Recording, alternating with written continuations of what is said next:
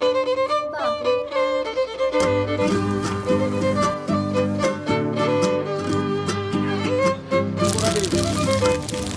Hello everyone, welcome back to another new video.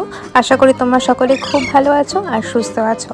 দিনটা ছিল Sunday morning, আর রবিবারের সকালটা আমাদের শুরু হচ্ছে আমাদের এই নতুন অতিথিকে নিয়ে।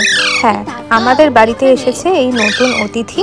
আর অতিথি বলা চলে না, একে সদস্যই বলা চলে। বেশ কয়েকদিন আগেই এসেছে আমাদের কাছে, আর কয়েকদিনের মধ্যেই আমাদের বাড়ির একজন অন্যতম সদস্য হয়ে উঠেছে। সকালে উঠে তাকে চারিদিকে বাড়ি ঘুরে বেড়াতে হবে, তো তাই জন্য চলে এসেছে ওপরের ঘরে। আর এসে এখানে দেখো ঘরের মধ্যে ঘুরে বেড়াচ্ছে। না বললে আর মুখের দিকে তাকিয়ে থাকো। বাবু, বাবু, বাবু, বাবু।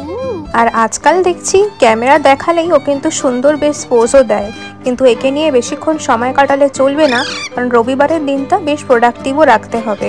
তো তাই জন্য আগে ঝটপট করে ফ্রেশ হয়ে নিচ্ছি, কারণ ঘড়িতে অলরেডি সকাল 10টা বেজেই গেছে। আর আমার কাছে রবিবার মানেই রেস্ট নেওয়ার সাথে সাথে নিজের সমস্ত পেন্ডিং কাজগুলোকে সেরে ফেলা, গাছের জন্য কিছুটা সময় দেওয়া, এখন নতুন যে সদস্য এসছে তার জন্য সময় দেওয়া, আর অবশ্যই আমার সেলফ কেয়ার। এই যা দেখো, কালকে রাত্রেবেলা একটা ভুল করেই ফেলেছি। রোজ রাত্রেবেলা আমি এই বাদামগুলোকে ভিজিয়েই ঘুমোতে যাই, কিন্তু কালকে কেন জানি না ভুলেই গেছিলাম ভেজাতে। তো এখন ভাবলাম গরম জলের মধ্যে ভিজিয়ে দিই, তো একটু পরে এসে স্ন্যাকিংয়ে খেয়ে নেব। যদিও আমি সকালবেলাটাই বাদামটা খাওয়া প্রেফার করি, কিন্তু আজকে আর কি করা যাবে, স্ন্যাকেই নিয়ে নেবো এই বাদামটা। আপাতত এই গরম জলটা খেয়েই ঝটপট করে নিচে যেতে হবে, আর দেখতে হবে কি রান্না করা যায়। রান্না মানে আজকে রান্না দুপুরে কিছু নেই, কিন্তু সকালের ব্রেকফাস্টটা ভাবছি একটু ভারী করে নেব। ভাবছি একটা ব্রাঞ্চি বানাবো, কিন্তু একটু হেলদিভাবে।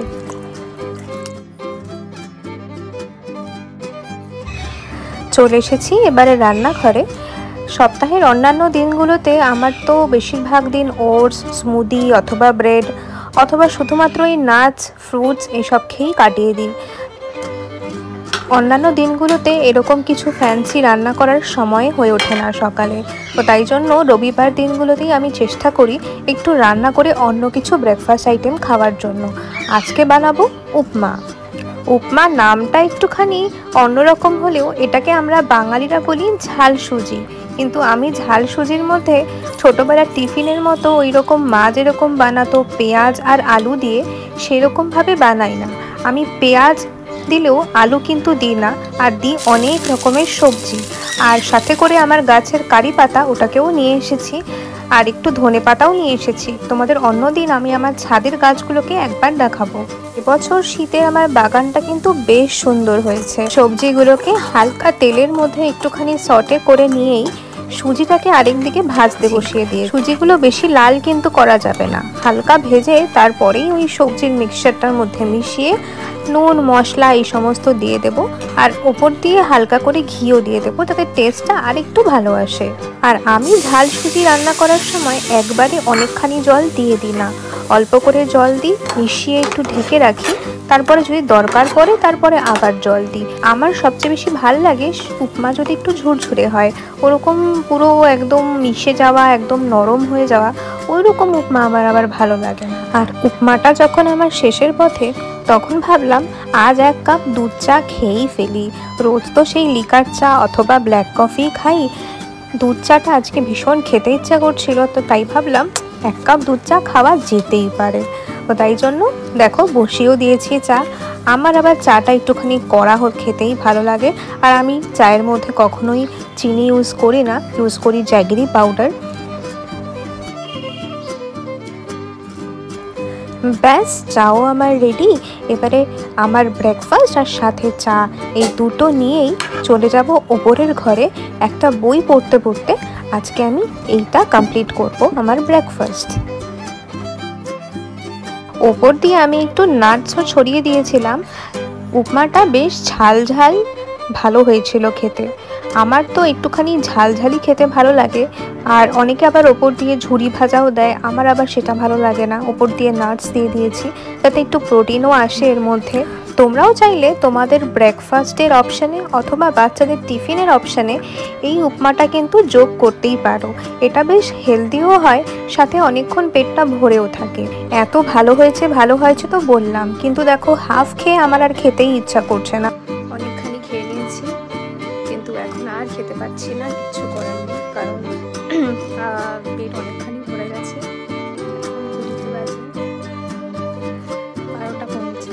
আর চেষ্টাও করছি না বেশি করে খাওয়ার জন্য। এবারে যাই একটুখানি ছাদের কাজ করবো আর বলবো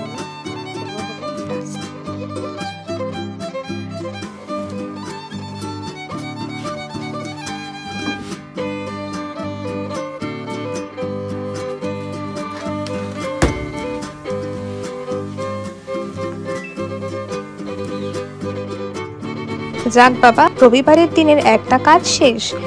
ওয়াশিং মেশিনে জামা কাপড় লোড করে দিয়েছি, ওটা হতে থাকবে এখন।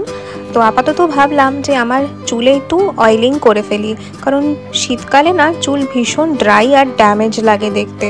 আর সামনে কিছুদিন পরেই আমার বিয়ে বাড়িও রয়েছে, আরও কিছু অনুষ্ঠানও রয়েছে। তো তার আগে চুলের অবস্থা যদি ঠিক না করি তাহলে তো আর ভীষণই বাজে ব্যাপার হয়ে যাবে আর কি।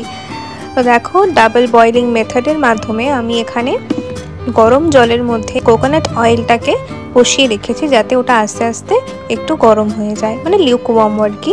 আর এর মধ্যে আমি মিক্স করব কিছুটা পরিমাণে ক্যাস্টর অয়েল। এই ক্যাস্টর অয়েল কিন্তু ভীষণ কাজ করে।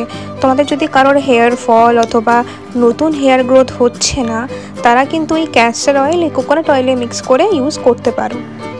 আমার ক্ষেত্রে তো ভীষণ ভালো কাজ করেছে। আর আমি এর মধ্যে অ্যাডিশনালি অ্যাড করছি একটা ভিটামিন ই এর ক্যাপসিউল। এটার কাজও খুব ভালোই হয়, মানে আমি দেখেছি চুলটা অনেক বেশি সিল্কি লাগে এটা ইউজ করার পরে। আর আজকে যেহেতু সানডে, তো তাই জন্য খুনি ম্যাজিক নামে দেখো এই সানডে সাসপেন্সের এই গল্পটা আজকে হচ্ছে। তো এটা শুনতে শুনতেই আমি আজকে করব আমার চুলে অয়েলিং। চুলের অবস্থা দেখতেই পাচ্ছ ভীষণ বাজে। তো চুলের প্রত্যেকটা সেকশনিং করে গোড়াগুলোতে আমি ভালো করে লাগিয়ে দেব অয়েলটা, আর হালকা হাতে ম্যাসাজ করে নিতে হবে। করার সাথে সাথে চুলের লেন্থেও কিন্তু অ্যাপ্লাই করে দেবো, যাতে লেন্থের পোর্শনটাতেও কিছুটা পরিমাণে ড্রাইনেসটা কেটে যায়।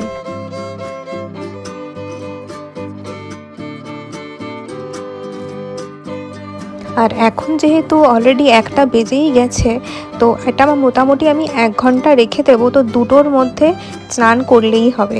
তো 1 ঘন্টা রেখে দিলেই চুলে তেলটা অ্যাবজর্ব করে যাবে আর কাজটাও হয়ে যাবে অয়েলের। সানডে টু ডু লিস্টের হেয়ার অয়েলিং পোর্শনটাও কিন্তু আমার কমপ্লিট হয়ে গেল। এরপরে করব আজকের বেডশিট চেঞ্জ আর সাথে রুমের একটুখানি ডাস্টিং। গরমকালে না আমার বেশ এরকম হালকা কালারের চাদর পাততেই বেশি ভালো লাগে। আর গরম প্রায় এসেও গেছে, আমার গরমকাল কেন সব সময় এরকম হালকা কালারের চাদরই খুব ভালো লাগে। এই জন্য উইকলি বেসিসে চেঞ্জও করতে হয়। আমি চেষ্টা করি সপ্তাহে একবার করে চেঞ্জ অবশ্যই করার। রোজ চেঞ্জ করার সময় আমার কাছে হয় না, যদি থাকতো তাহলে আমি হয়তো প্রত্যেক 3-4 দিন অন্তরই একবার করে চেঞ্জ করে ফেলতাম। কিন্তু আমার এখন কাজ হলো এই পোর্শনটাকে পুরো ক্লিন করে অর্গানাইজ করা। এই এক তুড়িতেই তোমাদেরকে দেখিয়ে দিই।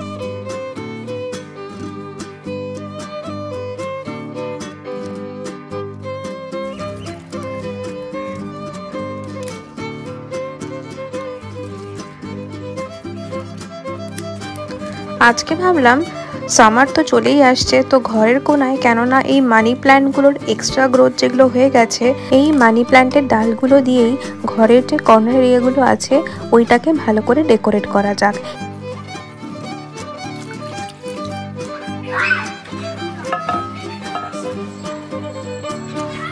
ঘরের কর্নারে না এরকম গ্রিনের টাচ রাখলে বেশ সুন্দর একটা পজিটিভিটি আসে কিন্তু। এছাড়াও ঘরটা দেখতেও বেশ ভালো লাগে। তো আমি সবসময় চেষ্টা করি ঘরের মধ্যে যে ইনডোর প্ল্যান্টগুলো ওগুলো অবশ্যই রাখতে। আর মানি প্ল্যান্টটা আমার সবচেয়ে বেশি ফেভারিট।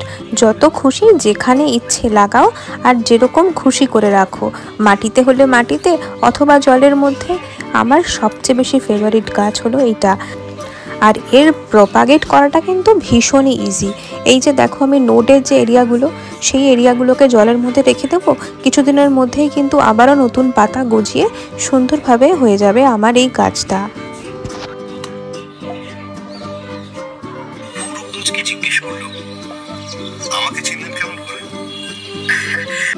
আমার এই কর্নারটায় অলরেডি দেখো একটা বটল দিয়ে DIY করা একটা হোল্ডারের মধ্যে কিছুটা মানি প্ল্যান্ট অলরেডি আছে, আর পাশে রয়েছে কিছু পজিটিভ নোটস। হঠাৎ করে কিন্তু বেশ অনেকখানি গরম পড়ে গেছে, তাই জন্য ফ্যানটা চালিয়ে কিছুক্ষণের জন্য বসবো আর এখন আমার স্ন্যাকটা খেয়ে নেব। এই কর্নারটাকে একটু অন্যরকম করে সাজালাম বুদ্ধা মূর্তির সাথে আমার কিছু বুকস এইগুলো দিয়ে। পুরনো জিনিসপত্রগুলো ঘরের এপাশ থেকে ওপাশ করে একটুখানি অন্যরকম করে সাজিয়ে নিলে মাঝে মাঝে বেশ ভালোই কিন্তু লাগে। স্নান সেরে সেদিন দুপুরের লাঞ্চটা করতে করতে বেজে গেছিলো প্রায় বিকেল 4টে সাড়ে 4টে। লাঞ্চে ছিল ভীষণই হালকা খাবার, মানে ওই ডাল সেদ্ধ ভাত এরকমই। তো তাই জন্য ভাবলাম নিজেকে একটুখানি একটা চকলেট ব্রাউনি দিয়ে ট্রিট দিলে কেমন হয়। তো তাই জন্য একটা ব্রাউনি গরম করে খেতে শুরু করে দিলাম। একটু তো চিট মিল সানডেতে বানতা হ্যায়, কি বলো?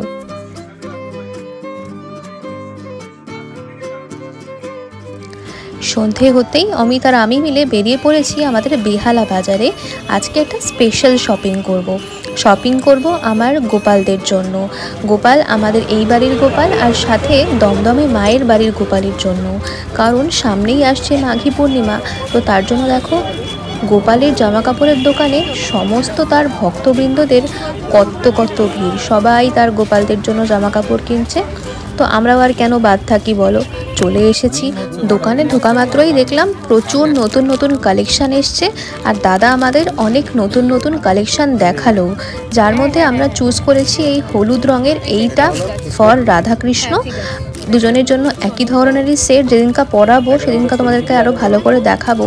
আর এখানে রয়েছে 2 গোপালের জন্য জামা, দুজনেরই ডিজাইনটা সেম বাট কালার দুটো আলাদা, একটা হলুদ আর একটা রানী পিঙ্ক। কালারটা কি দারুণ হয়েছে না বলো? আমার তো সামনে থেকে দেখে খুবই ভালো লাগছিল আর অন্যরকমও লাগছিল, তাই জন্য এইবারে কিনেই নিয়েছি। এই দোকানটায় আসলেই দেখতে পাই আরও একটা পুচকি গোপাল, ওই যে দূরে বসে আছে, সে কিন্তু সব সময় বসে থাকে যে তার বন্ধুদের জন্য কি জামা কাপড় নেওয়া হচ্ছে সেটা দেখার জন্য। আর দেখো এই ধুতিগুলোও বেশ সুন্দর, আমাদের বাড়ির গৌনিতাইয়ের জন্য নিয়েছি। আর এর সাথে নিয়েছি হলো পাগড়ি, কানের সমস্ত ম্যাচিং করে কিন্তু কিনেছি। যেই দিন সাজাবো সেই দিন তোমরা তো দেখতেই পাবে। এখান থেকে কেনাকাটা সেরে চলে গিয়েছিলাম এক বন্ধুর বাড়িতে। রাতের ডিনারের পরে ব্যবস্থা ছিল এই রিফ্রেশমেন্টের। এই তো আজকের দিনটা ঠিক এইভাবেই কাটলো। রবিবারের সারাটা দিন অনেকখানি কাজ, সাথে ভালো কিছু সময়, গোপালের শপিং, ঠিক এইভাবেই কেটেছে। তোমাদের রবিবার কেমন করে কাটলো নিচে কমেন্টে কিন্তু জানিও। আর ভিডিওটা ভালো লাগলে লাইক, শেয়ার অ্যান্ড সাবস্ক্রাইবটা করে দিও। টাটা।